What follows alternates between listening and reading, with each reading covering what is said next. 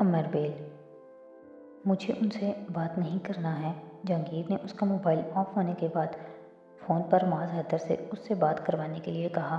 معاذ حیدر نے جہانگیر سے ان کی اس شادی کے بارے میں بات کرنے کی کوشش کی تھی، مگر انہوں نے انتہائی سختی کے ساتھ انہیں یہ کہہ کر خاموش کر دیا تھا، پاپا، آپ کا اس سے کوئی کنسرن نہیں ہونا چاہیے، یہ میرا ذاتی مسئلہ ہے، میں چاہوں تو 10 شادیاں اور کر لوں، آپ مجھے منع کیسے کر سکتے ہیں؟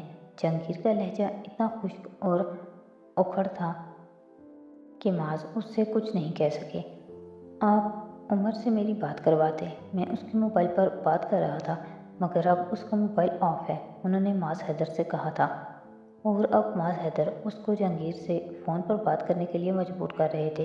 وہ سامان پیک کرنے میں مصروف تھا۔ مجھے ان سے بات نہیں کرنی ہے، یہ بتا دیں انہیں۔ وہ ان کی بات پر پرایا تھا۔ مگر تم سامان کیوں پیک کر رہے ہو؟ نانو گھبرا رہی تھی۔ وہ خاموشی سے اپنا کام کرتا رہا۔ نانا کچھ دیر اسے دیکھ کر باہر نکل گئے۔ وہ بات نہیں کرنا چاہتا، انہوں نے جہانگیر کو فون پر بتایا تھا۔ ٹھیک ہے، نہ کرے، مگر اسے صاف صاف کہہ دے کہ کل تک اسے لئی کے گھر پر ہونا چاہیے۔ جہانگیر نے فون پٹک دیا تھا۔ نانا واپس کمرے میں آ گئے۔ عمر اب موبائل پر اپنی سیٹ کی بکنگ کروا رہا تھا۔ معاذ حیدر اسے دیکھتے رہے۔ جب اس نے موبائل بند کر دیا تو انہوں نے کہا، تم واپس امریکہ جا رہے ہو؟ ہاں، مگر جہانگیر نے تمہیں اسلام آباد لئی کے پاس جانے کے لیے کہا ہے۔ وہ بہت کچھ کہتے رہتے ہیں، مجھے ان کی پرواہ نہیں ہے۔ وہ اپنا دوسرا بیگ کھولنے لگا تھا۔ مگر تم امریکہ جا کر کرو گی کیا؟ نانو اب اس سے پوچھ رہی تھی۔ وہ ہونٹ بھیجے بیگ میں اپنے کپڑے ٹھوستا رہا۔ تم لڑو گے جہانگیر سے جا کر؟ نانا نے اس سے پوچھا۔ میں آپ کو اتنا احمق لگتا ہوں؟ وہ تن کر بولا۔ تو پھر کیوں جا رہے ہو؟ بس ویسے ہی، عمر، نانو نے جیسے تنبیہی انداز میں کہا۔ میں فیڈ اپ ہو چکا ہوں۔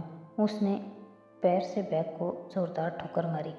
بیگ ایک جھٹکے سے دور جا پڑا تھا۔ واپس جا کر اپنا وقت ضائع کرو گے، نانو نے اس سے کہا تھا۔ وقت؟ یہ وقت کیا ہوتا ہے؟ جب زندگی ضائع ہو رہی ہو تو وقت ضائع ہونے سے کیا فرق پڑتا ہے؟ اس کا لہجہ توش تھا۔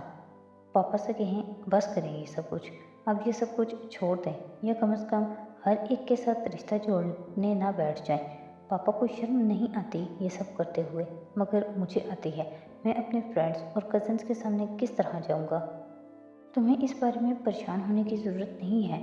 جہانگیر جو کچھ کر رہا ہے وہ خود اس کا ذمہ دار ہے، تمہیں پرواہ نہیں کرنی چاہیے۔ نانو نے اسے تسلی دینے کی کوشش کی۔ کہنا بہت آسان ہے گرینی، مگر میرے لیے یہ سب کچھ ممکن نہیں ہے۔ مگر امریکہ جا کر تم کیا کرو گے؟ پھر واپس آنا پڑے گا۔ چند ماہ بعد تمہیں انٹرویو کے لیے آنا ہے، پھر وہاں جا کر وقت ضائع مت کرو۔ نانا نے اسے سمجھانے کی ایک اور کوشش کی۔ نہیں، اب مجھے واپس نہیں آنا ہے، مجھے کوئی دلچسپی نہیں ہے انٹرویو میں۔ کون عزت کرے گا میرے جیسے بندے کی جو سول سروس میں ہوگا اور اس کے باپ کی شادیوں کی تفصیلات ہر دوسرے سال اخبار چھپا رہے ہوں گے؟ لوگوں کی یادداشت اتنی اچھی نہیں ہوتی۔ تم جہانگیر کی وجہ سے اپنا کیریئر مت تباہ کرو۔ لوگوں کی یادداشت اچھی ہو یا نہ ہو، مگر میری یادداشت اچھی ہے۔ مجھے کوئی کیریئر نہیں بنانا۔ پاپا سے کہیں جائیداد میں سے میرا حصہ دے دیں۔ عمر، تم ابھی غصے میں ہو، اس حالت میں تم کچھ نہیں سوچ سکتے۔ نہیں گرینڈپا، میں غصے میں نہیں ہوں۔ میں نے پاپا کے ساتھ کتنا مشکل وقت گزارا ہے، آپ تصور نہیں کر سکتے۔ وہ کتنے بڑے ہپوکریٹ ہیں، آپ نہیں جانتے۔ وہ اپنے بیڈ پر بیٹھ گیا تھا۔ افیئر چلاتے ہیں، چلاتے رہیں، مگر شادی، اور وہ بھی اس طرح لڑکیوں سے، ٹو ڈسکسٹنگ۔ نانا اس کے پاس بیٹھ گئے۔ تم جہانگیر کو نہیں بدل سکتے، اس کے دل میں جو آتا ہے وہ وہی کرتا ہے، مگر تم اپنے پاؤں کاٹنے کی کوشش مت کرو۔ وہ نانا کا چہرہ دیکھنے لگا۔ ابھی تم جہانگیر پر ڈپینڈنٹ ہو، اس کے ساتھ لڑنے کی حماقت مت کرو۔ جس شادی پر تمہیں اعتراض ہو رہا ہے، پتہ نہیں وہ کتنا عرصہ چلتی ہے۔ جہانگیر کے بدلتے ہوئے موڈز کا تو تمہیں پتہ ہی ہے، اور پھر یہ لڑکی کم عمر ہے، 4 دن جہانگیر کے پیسے پر عیش کرے گی، پھر اسے چھوڑ جائے گی۔ یہ ماڈلز گھر نہیں بساتی ہیں۔ معاذ حیدر کو روانی میں بات کرتے کرتے احساس ہوا تھا کہ انہوں نے عمر کے سامنے ایک غلط بات کہہ دی تھی۔ اس کے چہرے کا رنگ ایک دم بدل گیا تھا۔ انہوں نے اس کی آنکھوں میں شکست خوردی دیکھی تھی۔ اس کے پاس یکدم جیسے سارے لفظ ختم ہو گئے تھے۔ معاذ حیدر بات کہہ کر جیسے چور بن گئے تھے۔ ان کی سمجھ میں نہیں آ رہا تھا کہ وہ اب اپنی بات کی تلافی کے لیے اس سے کیا کہیں۔ وہ اب سر جھکائے دائیں ہاتھ کے انگوٹھے کے ناخن سے بھاری بھاری باقی انگلیوں کے ناخن کھرچنے کی کوشش کر رہا تھا۔ معاذ حیدر نے اپنی بیوی کی طرف دیکھا۔ نانو بھی ان کی بات پر اتنی ہی شرمندہ نظر آ رہی تھی جتنا وہ خود تھے۔ بالآخر انہوں نے ایک بار پھر کہنا شروع کیا، ساری ماڈلز تو بری نہیں ہوتی، مگر جب عمروں میں اتنا فرق ہو تو پھر شادی کامیاب ہونے کے امکانات بہت کم ہو جاتے ہیں، خاص طور پر اگر جہانگیر جیسا آدمی ہو تو یہ کام اور بھی مشکل ہو جاتا ہے۔ عمر نے ان کی بات پر سر اٹھا کر غور سے انہیں دیکھا تھا۔ گرینڈ پا، دوبارہ کبھی یہ مت کہیے گا، میری ماں کو کبھی ماڈل بھی نہ سمجھیے گا۔ ماڈل عورت ہوتی ہے، گھر بسا سکتی ہے، اگر دوسری طرف تھوڑی سی وفاداری ہو۔ پاپا میں وفاداری نہ کبھی تھی نہ ہوگی۔ جو عورت 11 سال کسی جہانگیر ماس کے ساتھ گزار سکتی ہے وہ ساری عمر بھی گزار سکتی ہے۔ میری ماں نے یہ کوشش کی تھی۔ وہ یکدم اس طرح زارا کی حمایت میں بولا تھا کہ معاذ حیدر اور ان کی بیوی دونوں حیران رہ گئے تھے۔ کہاں وہ زارا سے ملنے پر تیار نہیں تھا، کہاں اس کے حق میں دلیلیں دے رہا تھا۔ میں نے زارا کی بات نہیں کی تھی، میں جانتا ہوں وہ اچھی عورت تھی، میں تو ویسے ہی بات کر رہا تھا۔ معاذ کچھ خجل ہو گئے۔ نہیں، وہ اچھی عورت نہیں تھی۔ اچھی عورت ہوتی تو پاپا سے کبھی شادی نہ کرتی۔ اگلے ہی جملے میں وہ ایک بار پھر اپنی ہی بات کی نفی کرنے لگا۔ معاذ حیدر نے جیسے کچھ بے بس ہو کر اسے دیکھا۔ جو بھی ہے، بہرحال تم جہانگیر کی وجہ سے اپنا کیریئر مت داؤ پر لگاؤ، تھوڑے سکون اور سمجھداری سے کام لو، سب لوگ ٹھیک ہو جائیں گے۔ اس طرح بھاگم بھاگ امریکہ جا کر تمہیں کیا مل جائے گا؟ جہانگیر سے سامنا ہوگا، وہ اور مشتعل ہوگا۔ یہاں سے چلے جانے سے تمہارا نقصان ہوگا، اس لیے تم ٹھنڈے دماغ سے اس مسئلے پر غور کرو اور پھر کوئی فیصلہ کرو۔ معاذ حیدر نے ایک بار پھر اسے سمجھانا شروع کر دیا۔ وہ پوری خاموشی کے ساتھ سر جھکائے ان کی بات سنتا رہا۔ پہلے کی نسبت وہ اب مضمحل لگ رہا تھا۔ معاذ حیدر کو اس کے تاثرات سے اندازہ ہو رہا تھا کہ وہ کشمکش کا شکار ہو چکا ہے۔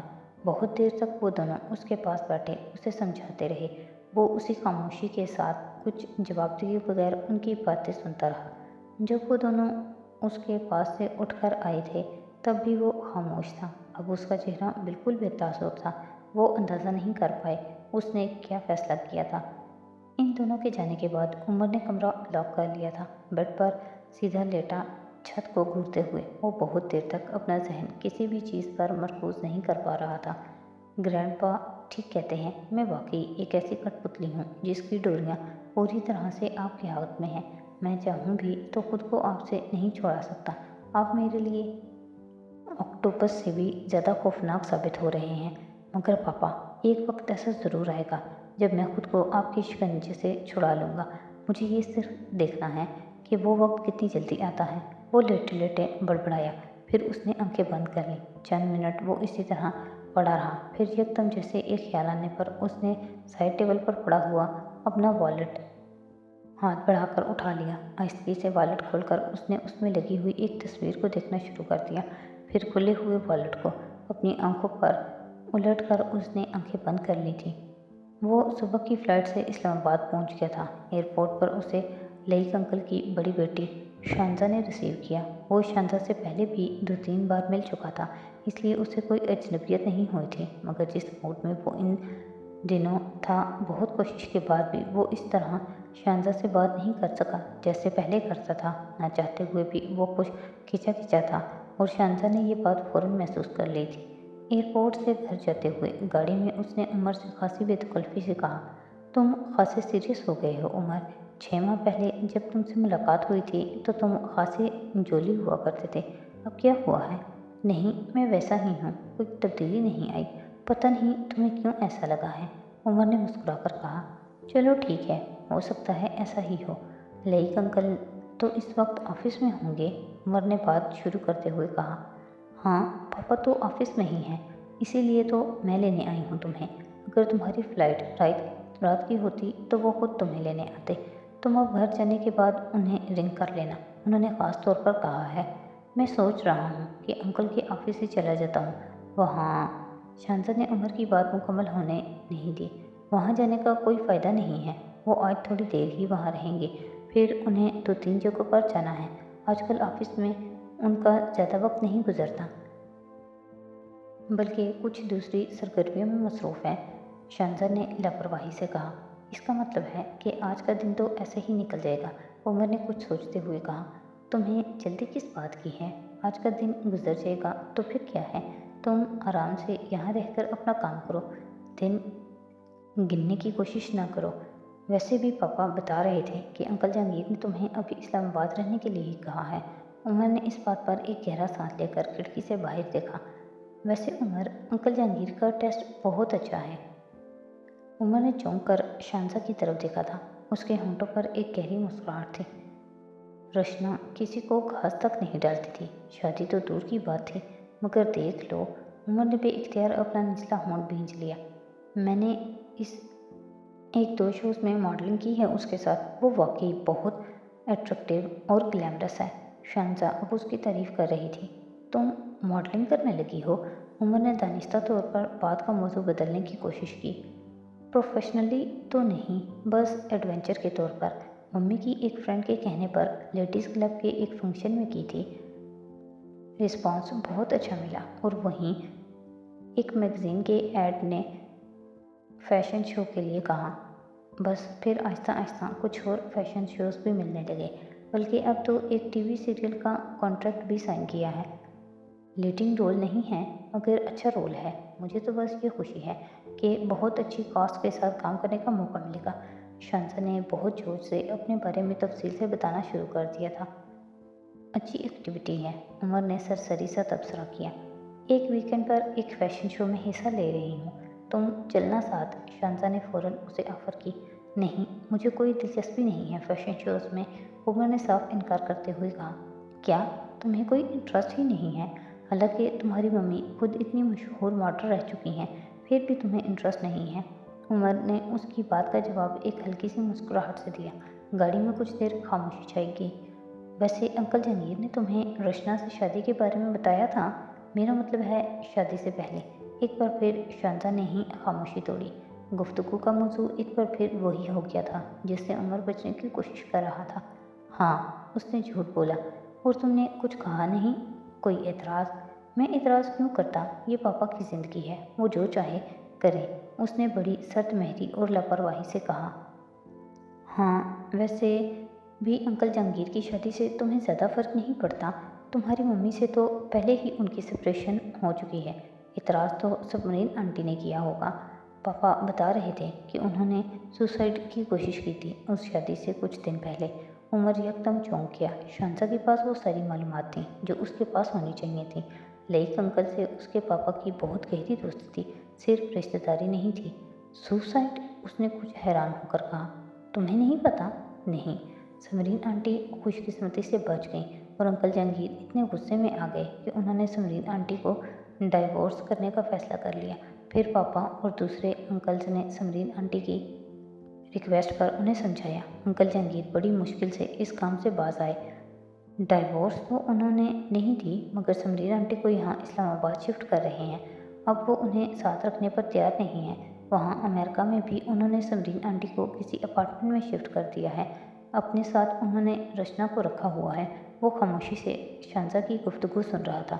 سوائے میرے اور گرینڈ پا اور گرینی کے، خاندان میں سب کو پاپا کی اس متفقہ شادی کے بارے میں بہت کچھ پہلے سے پتہ چل چکا تھا، مگر اس بارے میں انفارم نہیں کیا۔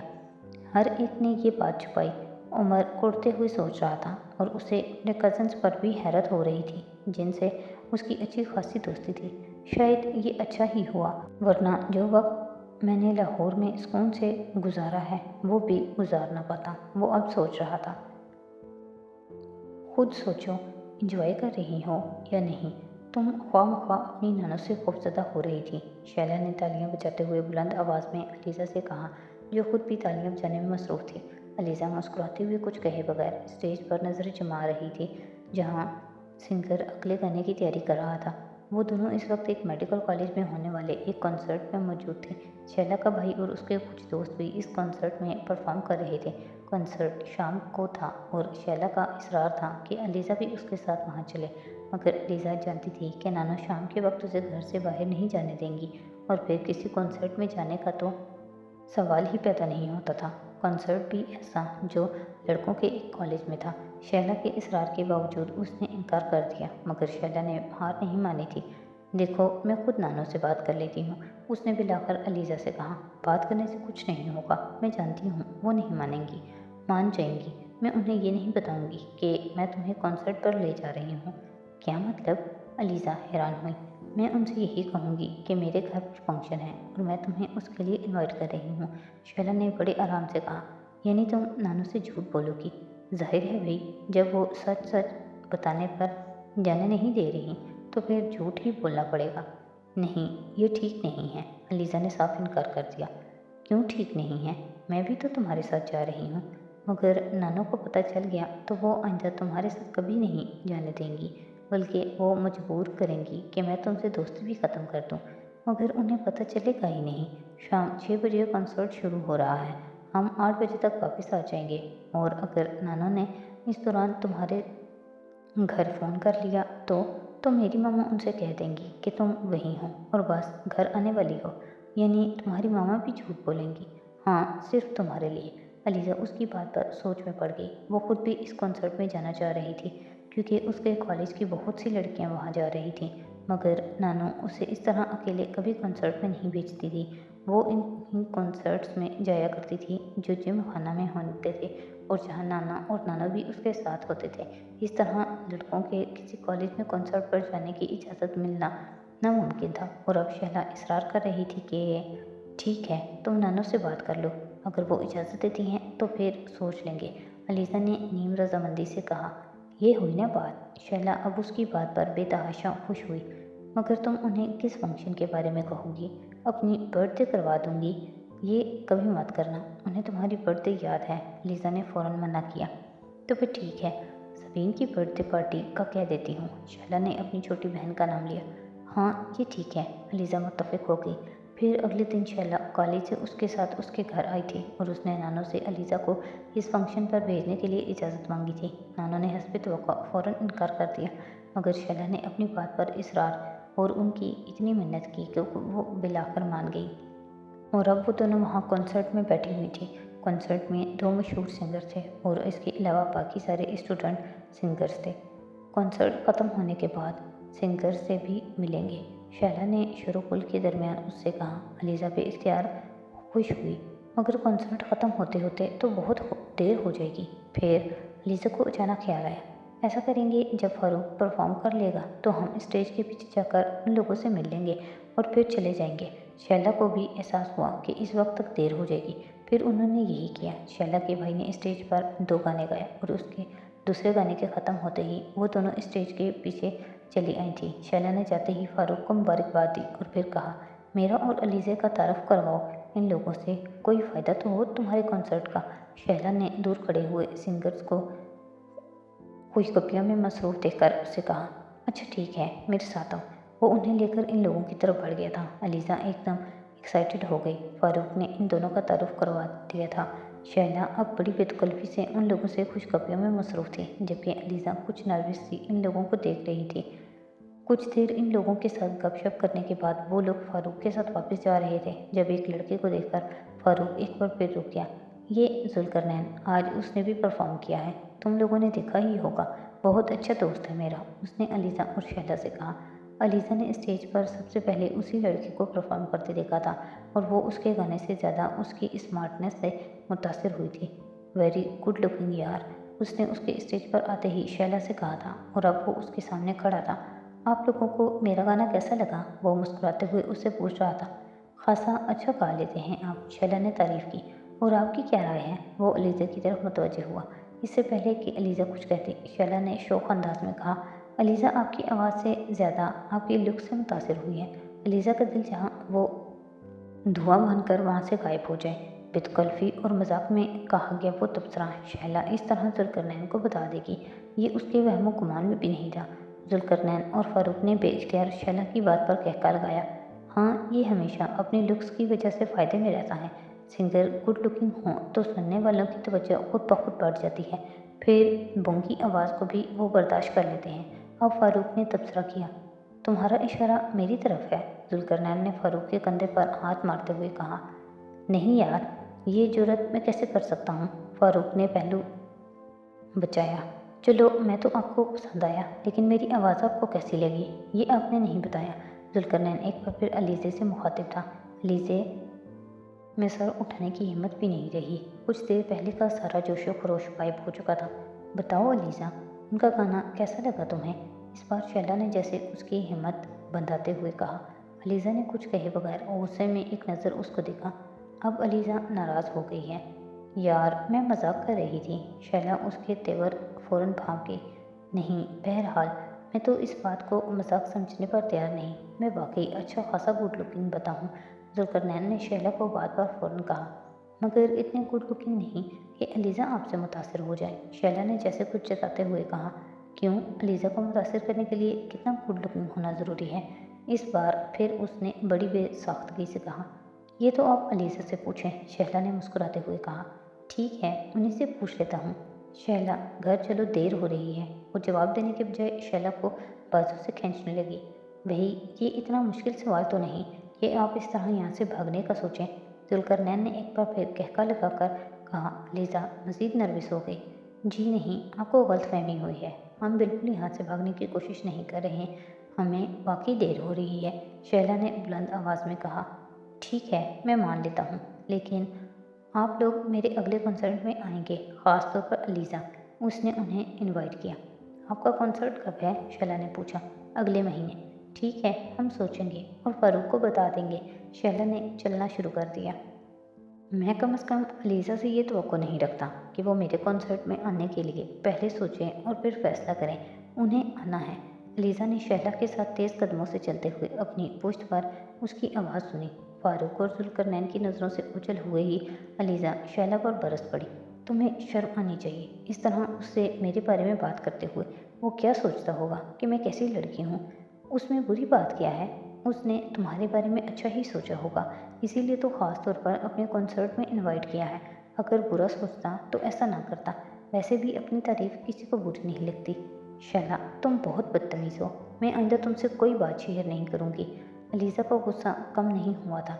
अच्छा ठीक है, मैं एक्सक्यूज़ करती हूँ, आइंदा ऐसा नहीं करूँगी। अब तुम ये बताओ कि उसके कॉन्सर्ट में चलना है? शैला ने फ़ौरन माजरत करनी शुरू कर दी। मैं अभी तुमसे कोई बात नहीं करना चाहती, बस तुम चुप हो जाओ। अलीज़ा उसकी मासरत से मुतासिर नहीं हुई। शैला खामोश हो गई। वो अलीज़ा को अच्छी तरह जानती थी। वो उसे पता था कि अब वो इस वक्त तक उससे बात नहीं करेगी जब तक उसका गुस्सा ठंडा नहीं हो जाएगा।